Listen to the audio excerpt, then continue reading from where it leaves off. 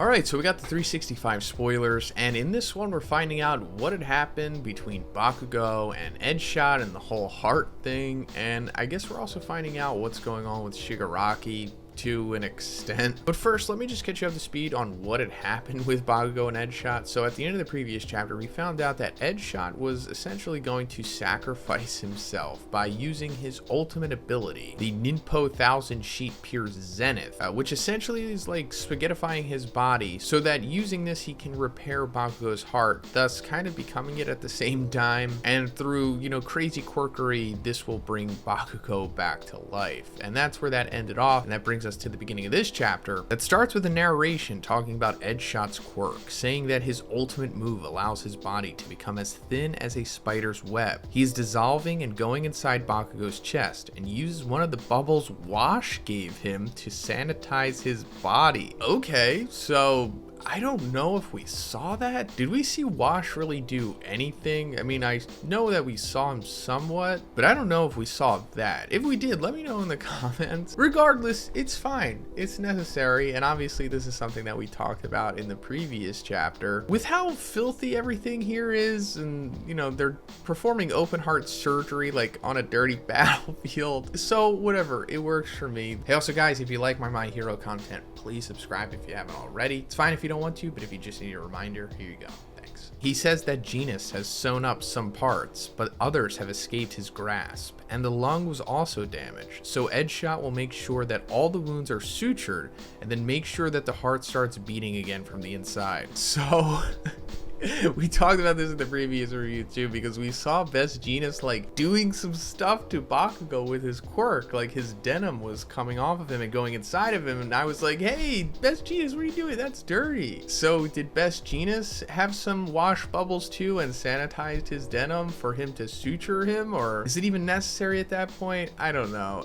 It's working out, I guess, but I don't know if he's like putting denim in his heart or whatever, but he did something for sure. But yeah, Edgeshot is not only going to repair the heart, but also the lungs, I guess, too, and any other damage that he took. And he's somehow going to make sure that the heart is going to start beating again, I guess just because he's somewhat sentient before it's completely done. And I guess we'll get into that with the next part here. He hopes that Jeanist and Mirko will find a way to hold Tomorall for one, because if Bakugo takes any more damage, there will be nothing they can do. The narration says that besides being very difficult to control, this technique consumes the user's lifetime considerably. So yeah, understandable, especially because this is like his ultimate ability, something that we weren't privy to before. So I guess that makes up for the fact that it's just suddenly coming out of nowhere, since he hadn't shown the ability to like spaghettify himself before, and it consuming his lifetime considerably means I guess it's going to get to the point of where he is like in Bakugo's chest, like became the part of his heart that was necessary to repair it, and then with like the last bits of life that he has, he's going to just use that to start it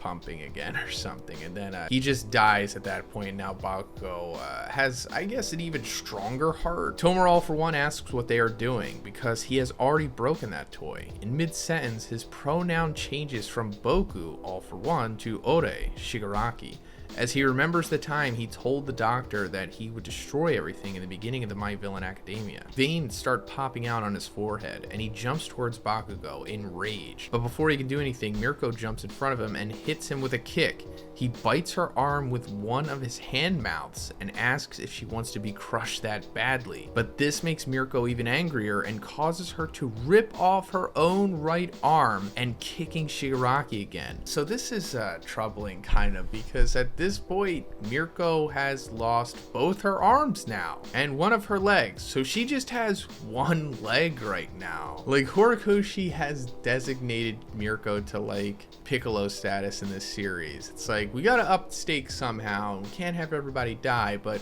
we'll just have, one of the characters just lose their limbs. That kick did real damage to Shigaraki, and he doesn't understand why, since he should be in a perfect state. Then he remembers the hits Bakugo landed earlier and thinks, no, It can't be. Genis catches Mirko in midair with his cables, placing her closer to Shigaraki and helping her to run on all fours without both arms and with only one leg. She screams, "How nice you are, King of Demons." Shigaraki is about to land a blow on her, but Mirio suddenly appears through the sea of hands and puts his hands on Shigaraki's face, blocking his vision. Shigaraki changes the direction of the hands to hit Mirio, but it's useless. Mirko asks where he's looking at and says that people only die when their time comes for good, the same line she said to the Nomus in the lab. Tomura, all for one, still can't understand why Bakugo's attacks did lasting damage. That's when it finally dawns on him. That uneasiness he was feeling while facing the boy was fear. He was threatened. Okay, so just remember that whole thing. He was feeling threatened, because we're going to come back to it after we finish the spoilers so we can make full sense of everything, or at least attempt to. Mirko remembers Edshot telling her to struggle and says that if she is asked to do something, she will do it flawlessly, so that in the end she can die without any regrets. She then hits Shigaraki with several blows in a row, a move she calls Luna Rush. Shigaraki looks at everyone and the memories begin to flood in his mind. He doesn't understand why they are trying so hard to save someone who is already broken,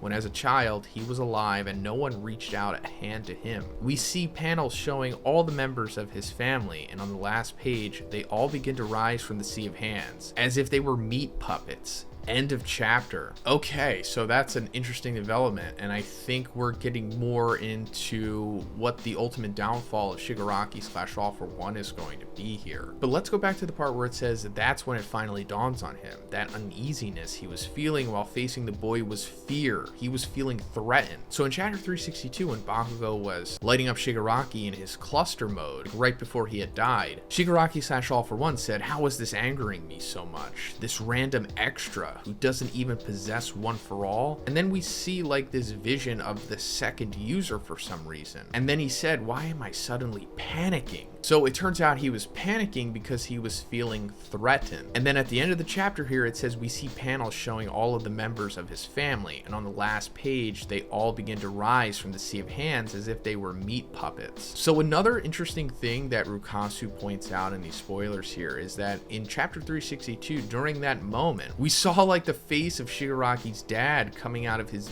meatiness here. So I guess that goes into him feeling threatened by what Bakugo was doing to him. It kind of triggered like this reaction in him. It reminded him of how his dad treated him when he was a child, which is obviously like a huge impact on Shigaraki's life and is one of the main causes of the severe mental health issues he has today. But that doesn't explain why he also saw the second user. And what I think might be happening here is that because Shigaraki himself was like feeling threatened and it reminded him of his dad, maybe that also triggered All for One, since they are like syncing and sharing a consciousness right now.